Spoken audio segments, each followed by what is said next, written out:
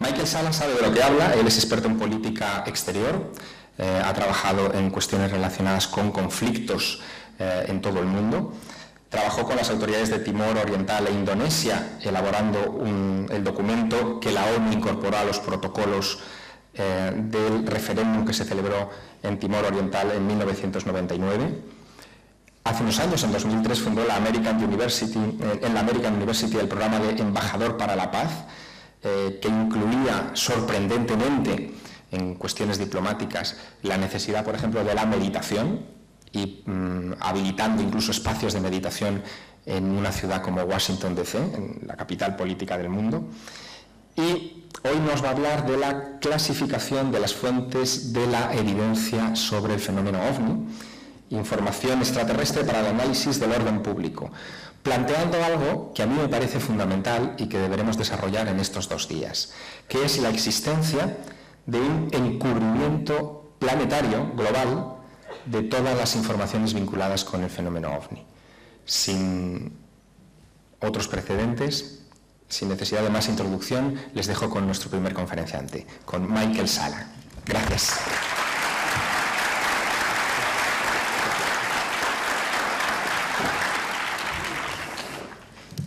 Thank you for that introduction. I want to bring greetings from where I come from. I'm from Hawaii, so the traditional Hawaiian greeting is aloha. So aloha to all of my Spanish friends. And I just want to let everyone know, when I tell them that I'm from Hawaii, there's no need to apologize for Spanish beaches. They're beautiful beaches here. I'm having trouble getting the PowerPoint up, so I might need some help. I want to be able to say a little bit about the slogan for this conference. It's time for truth. And it definitely is a time for the truth to come out. And what I'm going to be doing, what I will be doing is going through the evidence, because this is the truth, it's the evidence. And many people have not looked at all of the evidence because they say, well, some things we accept as true and we'll look at that, and other things they say, no, that's baloney, or that's lies, that's false, and they say, we won't look at that. Well, what I do and what many of my colleagues do in the exopolitics movement is we look at all of the evidence. We have to look at all of the evidence, and we have to consider it, and we have to understand what's the most valid or what's the strongest evidence, but we also have to understand that the other evidence, which might not be as strong, is still something to be considered. So that's what I will be doing in my presentation, is talking to you about the evidence. So how do we investigate the evidence?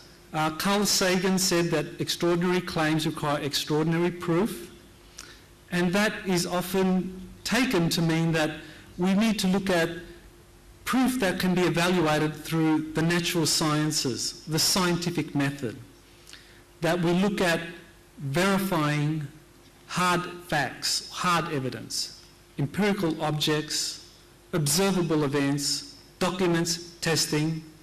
These are the things that some people say that this is all that matters when it comes to these incredible claims concerning extraterrestrial life. But there are problems with this approach. The analysis of hard facts involve interpretive and subjective processes, which vary. So even if you focus on hard evidence, you still have to interpret it. You still have to try to come up with a way of understanding its significance, and that is subjective. It happens in the head. So investigative methods for evidence of extraterrestrial life and technology, we need to go beyond just hard evidence. We need to look at things that also happen inside of the human mind. So this is, I think, more accurate for what we need to do, what the challenge is. Extraordinary claims require extraordinary investigations. Social scientific methods used to evaluate soft facts, subjective or social processes, For example, witness testimonies. How reliable is a witness? What is the motivation for a witness? We need to see whether other things are consistent with the witness testimony. Are there related social processes? Are witnesses debunked or attacked? This is something that influences the investigation. Extraordinary investigations require both natural and social science methods for evaluating evidence supporting extraordinary claims. The scientific method involves both investigation of hard facts and also social facts.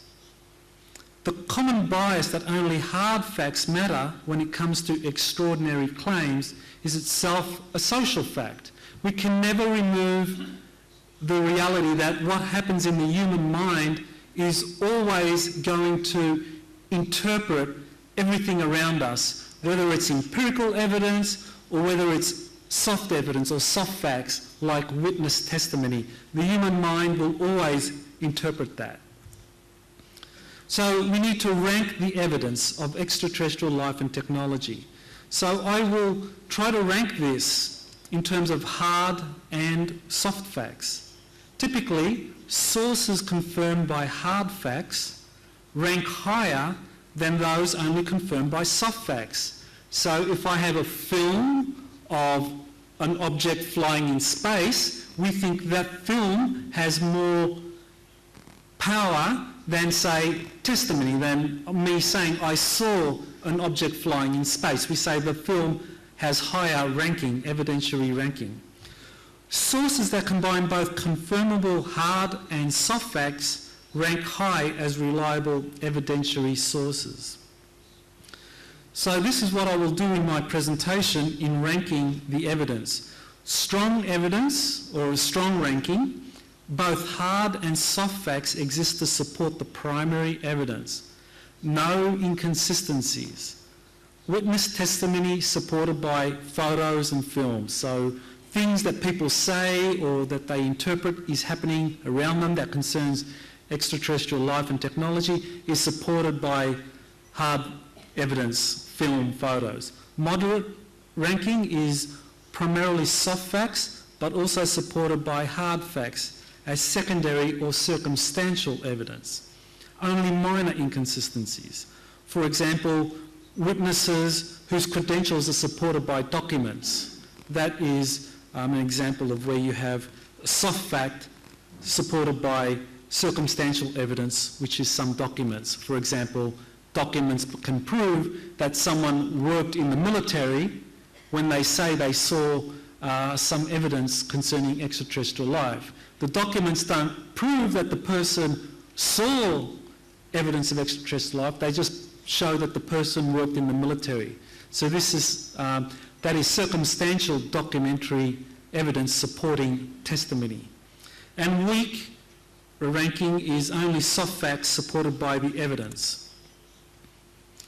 Documents. Well, some of the most important evidence that we have comes from documents. So this is the first category I look at and examine. Official UFO files, they're being released by the US Air Force, Spain in 1992 to 97, France 2007, Britain. Another source of documents comes from the Freedom of Information Act in the US, Canada, Britain. I believe other countries have similar legislation where national security files are declassified after so many years.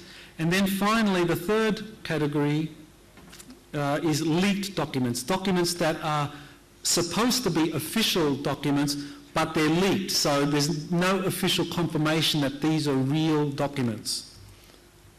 The ranking, the strengths, official documents reveal government policies and programs related to UFOs. No inconsistencies when official documents are released. Weaknesses, inconsistencies in leaked documents lead to debate over reliability of incredible claims concerning UFOs and extraterrestrial intelligence. With leaked documents, documents that have not been officially acknowledged, often there are some inconsistencies, and this leads to strong debate. So the overall ranking that I have to give to the documents category is strong to moderate. Whistleblower testimony. This is the second main category that I will be looking at. Military and corporate personnel who come across evidence of extraterrestrial life and technology. Typically, people who come forward as whistleblowers, they are very sincere and they often are very willing to testify under oath. There's no discernible intent to profit, and in cases they suffer financial loss or public ridicule for testimony. Up until now, up until the current moment, there still is very little monetary gain for people who come forward as whistleblowers. It's very difficult to come forward and talk about these topics because one often does lose their job or their career or their pension. We need to look at some of the different categories of whistleblowers. One category is whistleblowers whose credentials are confirmed and they give significant circumstantial support. The background gives some support to their claims. So, for example, one of the speakers that will be talking to the conference, to the summit, was Command Sergeant Major Robert Dean. Documents prove that he did work at NATO Supreme Headquarters, and this is where he says he saw classified NATO documents on UFOs and extraterrestrial life, and so it can be confirmed through documentation that Bob Dean did work at the Supreme Headquarters Operations Centre. So he did work there, so he could have seen these documents as he claims. So there's circumstantial documentary support for these incredible claims of a NATO document on UFOs. Another type of whistleblower testimony are credentials and background confirmed but do not give significant circumstantial support to the claims. In the United States, there is a whistleblower, Staff Sergeant Clifford Stone, who says that he worked for classified UFO crash retrieval programs around the world, that he was stationed in Europe, for example, in Germany, and that for 22 years he went around the world retrieving these crashed UFOs that he was instructed to work on. Officially, though, the documents only show that he worked for the US Army for 22 years, but as a cleric, as a clerk. So it doesn't really give strong circumstantial support, but nevertheless does confirm that he worked for the Army. And finally, the third type of whistleblower are those whose credentials and background are unconfirmed, but may have circumstantial support for their claims. For example, Bob Lazar, who says that he worked at Area 51 on classified UFO reverse engineering projects, there is circumstantial support for his claims that he did, for example, work at Los Alamos National Laboratories. So that is circumstantial support for him, even though his background and credentials have not been confirmed. So those are different types of whistleblowers. So the strengths are first-hand testimony by individuals who could appear before courts, legislative bodies, under penalty of perjury, and multiple whistleblowers reveal broad patterns and programs. The weaknesses, hard evidence and documents not available to substantiate testimonies. So the overall ranking, again, is strong to moderate. Third category I'll look at is the witness testimonies. Witness reports concerning UFOs or unidentified submersible objects, USOs. Those photos are of the Phoenix Light, the top one, Phoenix Light, 1997, and the bottom one is from Trinidad Island in 1958. Witness testimonies, these are often supported by radar, photos, film. Many of the witnesses are very reliable: airline pilots, police, professionals in the aviation industry. Many reliable witnesses report on these UFO or USO sightings. And in many cases, there are multiple independent witnesses, such as in the 1997 Phoenix Lights, and I believe you had a similar thing in Belgium in the year 1900 with triangular craft. The ranking, The strengths of witness testimonies, that this is based on hard evidence and multiple witness testimonies. Weaknesses, photos, films can be easily hoaxed in the modern era using computer software. So that's a big problem. How do we know that the photos and films aren't hoaxed? So the overall ranking again is strong to moderate. Number 4, the fourth category is experiencer reports. These are individuals who claim direct close encounter of the fourth kind with extraterrestrial life. In case you're not familiar with it, close encounters are part of the classification system developed by J. Allen Hynek in the United States. Close encounters of the first kind is a sighting of a UFO. Close encounter of the second kind is evidence of UFOs that may have been left behind. Close encounter of the third kind is seeing the occupants of these extraterrestrial craft, like in the movie, Steven Spielberg's Close Encounter of the Third Kind. And Close Encounter of the Fourth Kind, these are direct experiences with extraterrestrial life. And many people have come forward to talk about these. There is material evidence to support these types of encounters. And witness testimonies also exist to support. Medical experts using hypnosis and other techniques corroborate experiencer testimonies as accurate reports about traumatic experiences. In some cases, these are traumatic experiences.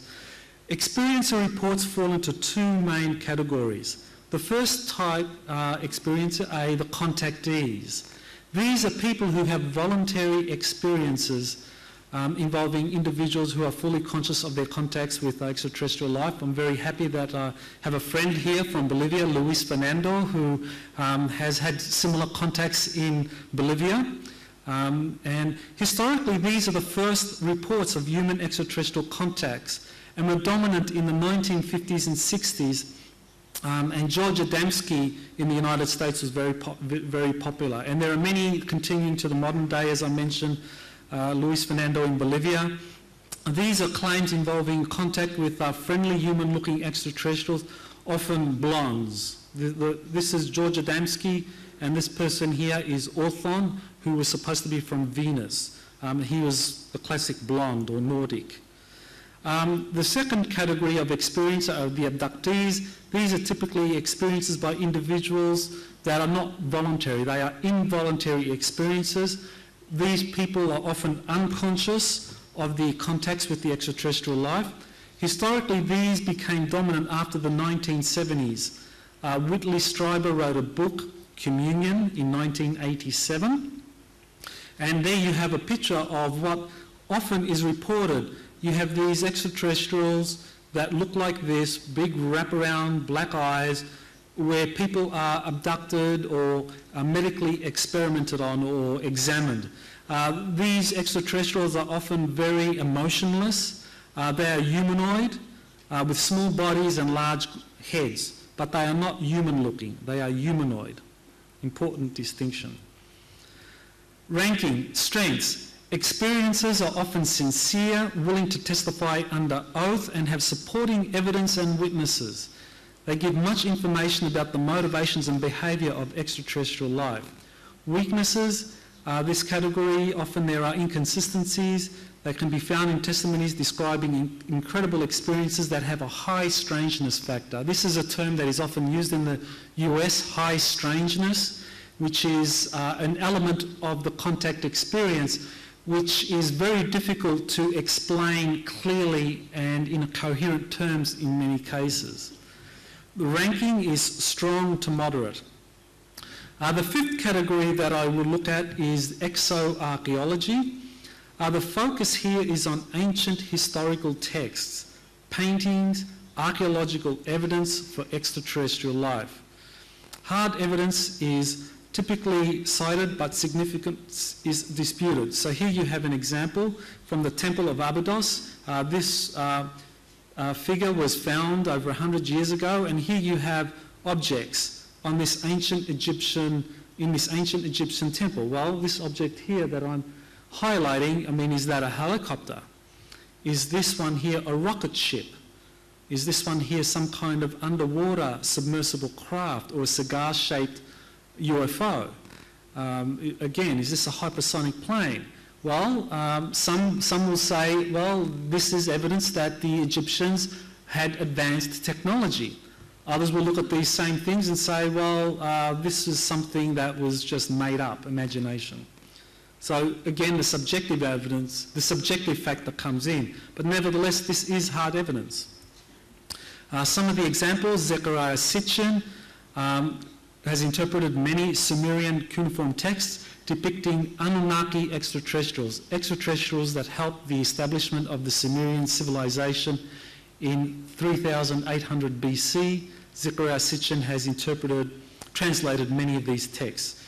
Eric von Daniken and Graham Hancock from the United Kingdom, Daniken from Germany, have also done similar work with ancient art, texts and shamanic rituals that all point to extraterrestrial life that existed or was known in antiquity. So this is a very ancient phenomenon. It's not just a modern phenomenon.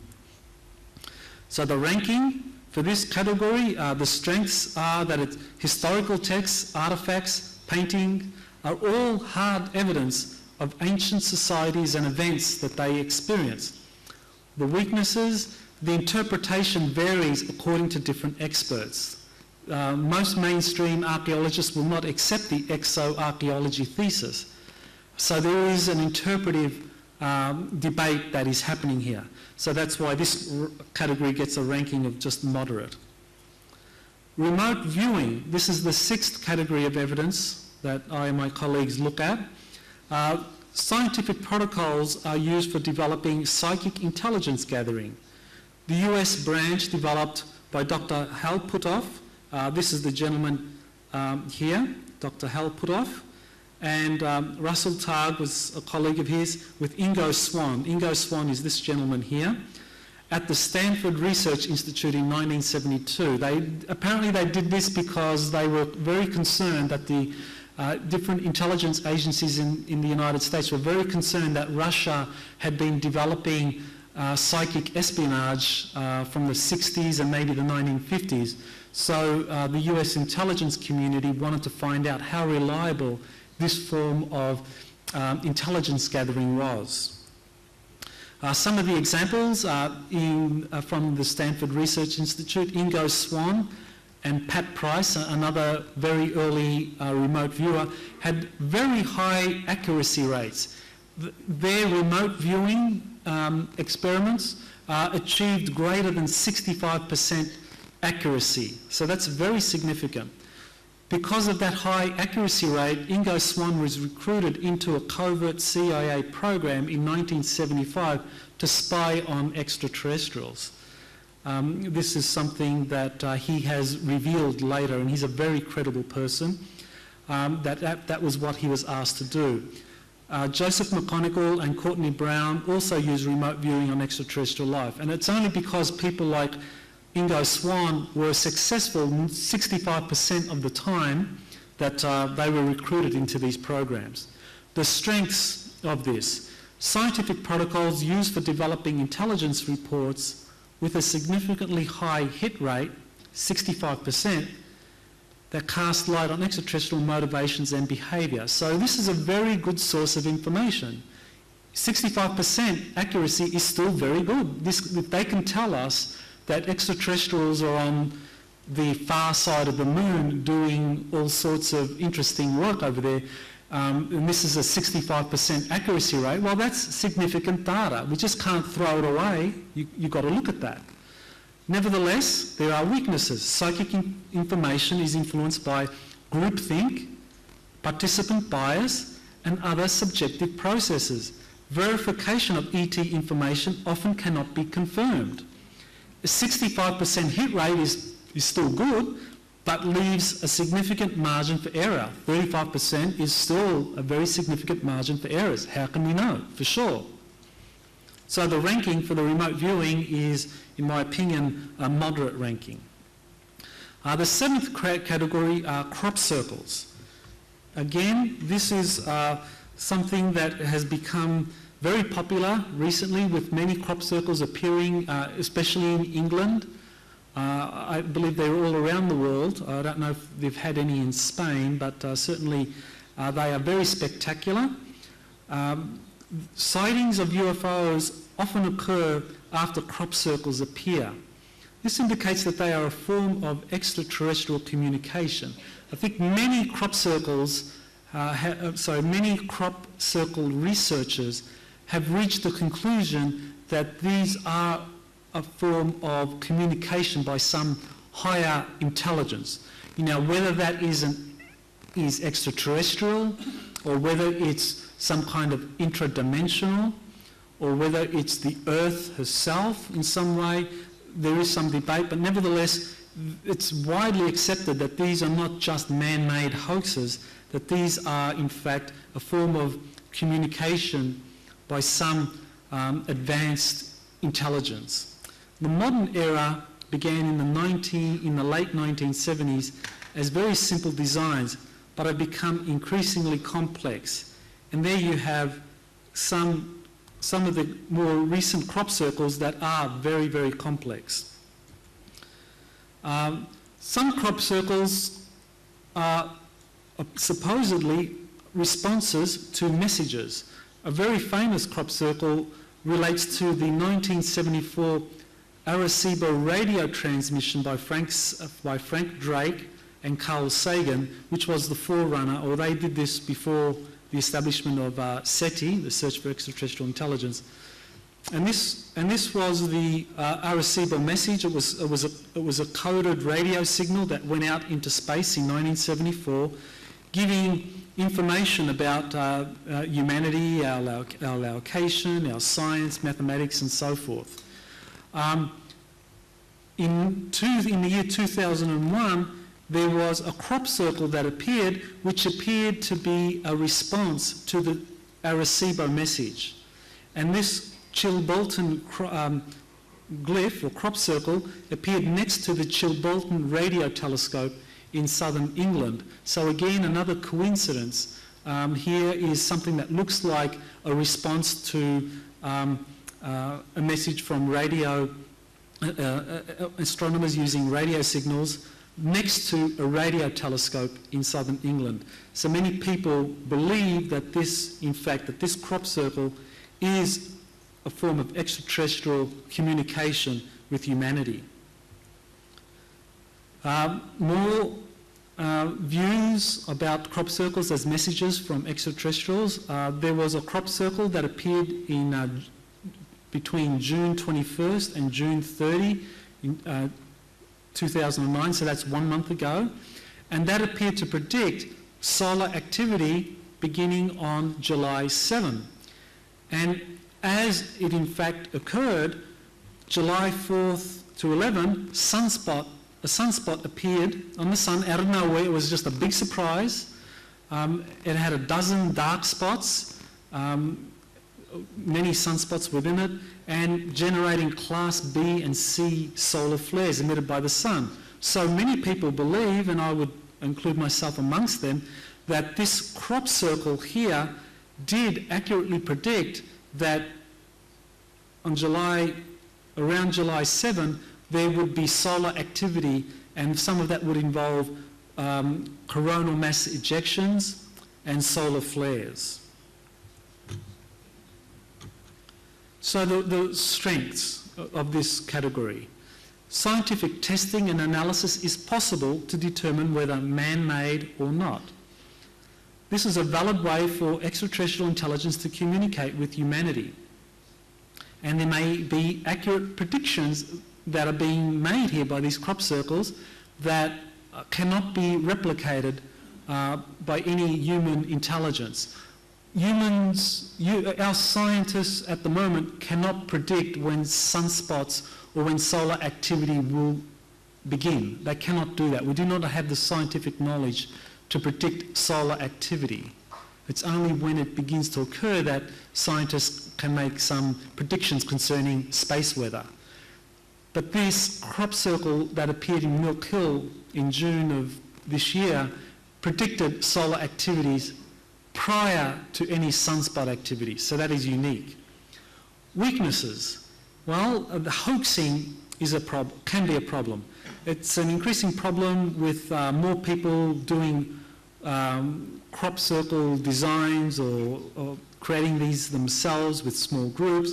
Also, it's possible for very sophisticated microwave technologies to be used to allow for some kind of intelligence agencies to do crop circles as well. So there may be, in fact, some mixture of different types of crop circles, some genuinely created by an advanced intelligence, possibly extraterrestrial, others man-made. So there's a mixture here. So again, I would give that a ranking of moderate. The eighth category is expert testimonies.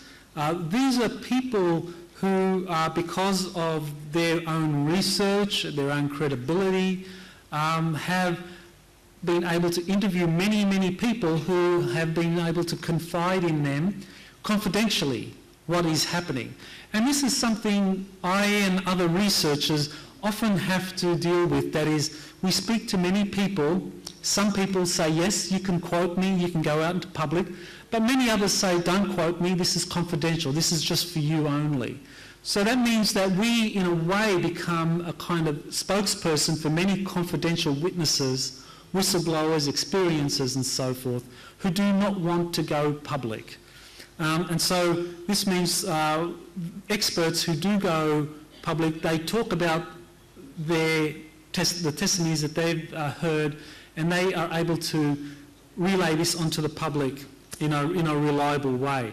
This is probably not so strange for journalists, because many journalists do this. Many journalists will quote confidential sources, and people know that, well, because this journalist has a good reputation, they're reliable, and they are employed by a credible news agency, that we can trust the journalist. Well, similarly, we can trust some of these people who are the experts who are able to give testimonies about what they have been told. The diagram there is one of the people that I will be talking about is Edgar Mitchell, the Apollo 14 astronaut, who has interviewed many, many people, especially concerning the Roswell crash. The Roswell crash in 1947 in New Mexico. He's confirmed many people, he's spoken to many people, he has been able to conclude that something did in fact crash in Roswell in 1947, and it came from another planet, and it was covered up by the US government. That is something that he has now publicly gone on the record. I was very pleased to see that he attended the X conference organised by my colleague Steve Bassett earlier this year in April, and actually went to a press conference and actually announced his conclusions over the testimonies that he has heard about the Roswell crash and other incidents. More examples of witnesses. I mentioned Dr. Mitchell, Dr. Stephen Greer, who'll be talking later. He will be able to speak at first hand about some of the many hundreds of whistleblowers he has spoken to, both confidentially and for public dissemination. What's been circulated to the public is really only a small percentage, probably only 20% of the entire pool of witnesses he has. The bulk of his testimonies are still confidential and haven't been released. So I look forward to the day those testimonies are released, because that will be very helpful.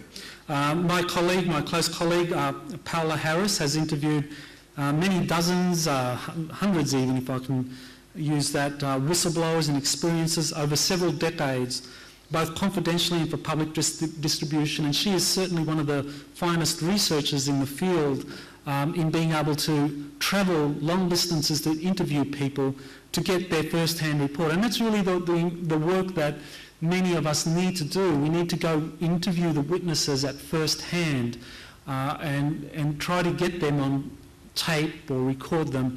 And I need to kind of make special mention of a very important project that's just recently emerged, which is Project Camelot with Bill Ryan and Kerry Cassidy. And they have done really important work in travelling around the world and interviewing whistleblowers, experiences, and making this available to the general public. This is very important work. Whether you agree or disagree over any whistleblower or any experiencer, the important thing that we try to do in exopolitics is not kind of get caught up in the debate of, you know, he's telling lies, she's telling the truth. We want to present the data. It's important that the data, the evidence is out there, because ultimately the public has to choose, and the public has a right to be able to use many different methods for analysing the testimonies and not just use one standard, which is often the one that some critics use against exopolitics, which is say, well, it has to be hard evidence supporting every statement, and if it's not, then we throw it out. Well, that's not the way social science operates, and having worked as a social scientist, I can say conclusively that social sciences operate by considering all of the data. We don't throw data away because we might be biased. The ranking: credible experts give reliable assessments of confidential witnesses with extraterrestrial information. The weaknesses: not able to publicly share data on confidential witnesses. And this is a bit of a problem, because if you're told something confidential, you can't go out and tell people. You can't just put it out in public and say, well, this is what I was told, this is the evidence for it, because it's confidential. And in a court of law, hearsay statements are not admissible. So if Edgar Mitchell, despite his very impressive credentials, he cannot go into a court of law and testify on behalf of people that he has heard concerning the Roswell crash. That would not be admissible in a court of law. So this category has to be ranked moderate. Space image analysis. This is the 9th category that I look at. A number of non-official sources have offered independent analyses of images provided by NASA, the European Space Agency, and other national space agencies online. These different agencies, space agencies, have a lot of data that has been made available since the early Apollo missions, when the images of the Apollo and many other NASA missions were made available. NASA officially has said that there is nothing in these images suggesting extraterrestrial life or extraterrestrial vehicles. They say there is nothing there. None of the images support this, according to NASA. And I believe that's the same with the European Space Agency. But nevertheless, people have come forward and have used these same images and have interpreted them to suggest that, in fact, this is hard evidence for extraterrestrial life or technology. Also, there have been many people that have started to develop their own technologies. They've modified infrared cameras to be able to take images of what's happening in the night sky or even in the day sky. Modified telescopes have also been used by civilians to generate images. So more and more civilians are now developing the expertise to be able to generate their own data of what's happening in outer space using infrared cameras, modified telescopes and so forth. Analysts claim images depict extraterrestrial vehicles and life and artefacts. So I'll look at some of the examples of this. Probably one of the most famous, of course, is Richard Hoagland and the face on Mars. This face was what showed up on the 1976 Viking mission of Mars, where satellite images were taken of the Martian surface. And Richard Hoagland and many other experts have done exhaustive data image analysis on this and have concluded that, in fact, this is artificial, that this, in fact, was built by somebody. It's not a natural formation. And they also, Richard Hoagland has also done similar work in some of the nearby images in Cydonia. So he believes that this is physical evidence, that these images provide physical evidence of extraterrestrial artefacts on Mars. Another very famous case was in 1991, the Space Shuttle mission number 48. It took video satellite images of the Earth, or the upper atmosphere of the Earth, and you can't see it here. All you can see is the path, but this shows the pathway of what appeared to be a UFO, just a white light, as you can see there. This is a sequence of photos, and then it made a kind of right angle turn, moved away, and as soon as it did that, there was a flash of light from somewhere on the Earth. It was actually traced to Pine Gap, Australia. Whoops, I'll just go back there. I am from Australia, and we don't know what's happening in Pine Gap. But the NSA does have a facility at Pine Gap. That's the National Security Agency, which is run by the US. So Pine Gap is Australian territory hosting an American facility that is used for things that really only the NSA knows. But nevertheless, this is the image that was captured by the Space Shuttle video. A professor of physics and astronomy, Professor Jack Kasher, who's now retired, he did exhaustive analysis of these images, and he basically said that NASA's explanation that these were just ice particles that were being moved by the thrusters of the space shuttle was nonsense. That this, in fact, was images of distant objects moving in space, performing incredible manoeuvres, and of unexplained phenomena. And so he's concluded that this, in fact, is evidence of some kind of evasive action taken by a UFO over what appears to be a particle beam weapon from 1991. Space image analysis ranking, strengths, expert analysis of significant images are officially ignored and debunked. So people who do provide these analyses, whether it's Richard Hoagland, whether it's Professor Jack Kasher, officially NASA and many scientists will debunk this and say, well, this is just imagination, this is not worth any kind of serious study, and so these have been debunked by official agencies, but these experts like Hoagland and Kasher give expert testimonies supported by expert image analysts. Weaknesses, sensationalist claims made by individuals without supporting expert image analysis. And so this is a big problem, because if you have many people taking infrared photos of the sky or looking at the NASA images of the moon, for example, and they find objects on the moon and so forth, then this is something that's going to attract kind of more sensational claims that often aren't supported by expert testimonies, and that's really one of the things that needs to be provided so that this field or this category of evidence can be taken more seriously. So I have to give this a ranking of moderate to weak, this category. The 10th, and this is the final category that I'll be looking at, is channeling or telepathy.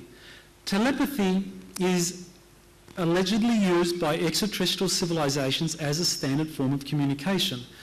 It is logical that extraterrestrials do not communicate at great interstellar distances the way we do. We communicate with space shuttles, with deep space missions, using electronic communications. And that takes some time for objects that are travelling in the outer parts of our solar system, because the speed of light, even though it's incredibly fast, it still takes some time for radio communications to travel from our planet to, say, Saturn, to communicate with us, with, say, the Cassini satellite, which is doing some satellite imagery of Saturn and its moons. It takes time for that. Well, this is not a form of communication that extraterrestrials could use for interstellar space. We're talking about distances. The size of our galaxy is 100,000 light years. So if you were communicating across the galaxy, it would take 100,000 light years for 100,000 years for one radio transmission to go from one side of the galaxy to the other. And then you would have to wait for it to come back.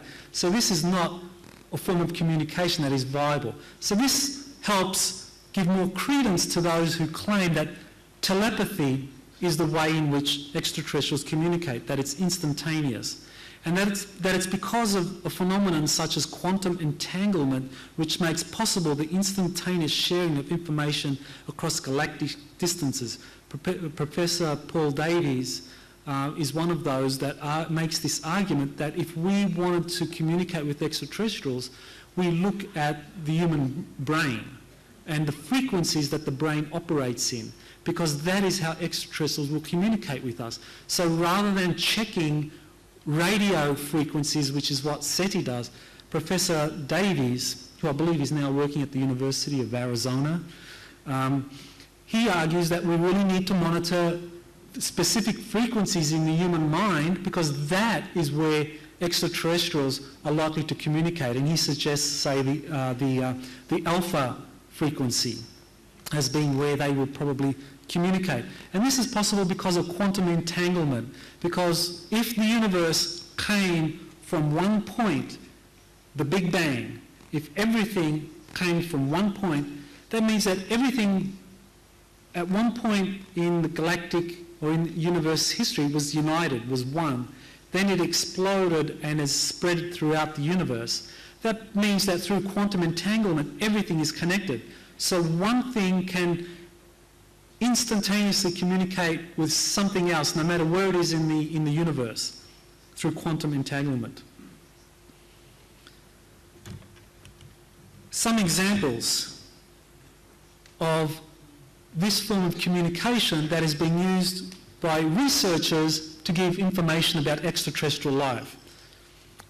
Probably one of the most popular and most cited is by Professor Don Elkins, who was a physics professor in the 1960s. Carla Rueckert and Jim McCarthy, who developed scientific protocols in channeling the Ra material from 1972 to 1975. So this is the book. There were, I believe, 6 books, the Ra material, and basically that contains the... How much time do I have? 5 minutes, thank you. That contains information about different extraterrestrial life forms in our galaxy, in human history, and that are also communicating with the group that were performing these experiments. Because Don Elkins was a physics professor and did introduce very strict protocols, this experiment that resulted in the Ra material is very highly regarded. It's cited very often by different people as probably the most reliable channeled material that is out there concerning extraterrestrial life. And certainly it's something worth looking at if you're wanting to explore this category of information concerning extraterrestrial life. Another prominent channeling experience, this is number 10. That's a mistake, that should be 10, not 8 up the top there. Dr. Andrea Puharich, who was a medical doctor, a psychiatrist, Sir John Whitmore, a British aristocrat, Phyllis Schlemmer, an American channeler, developed scientific protocols for channeling. They used a Faraday cage for many of their sessions. So this was to ensure that there was no external interference, that whatever the channel was getting would be very accurate.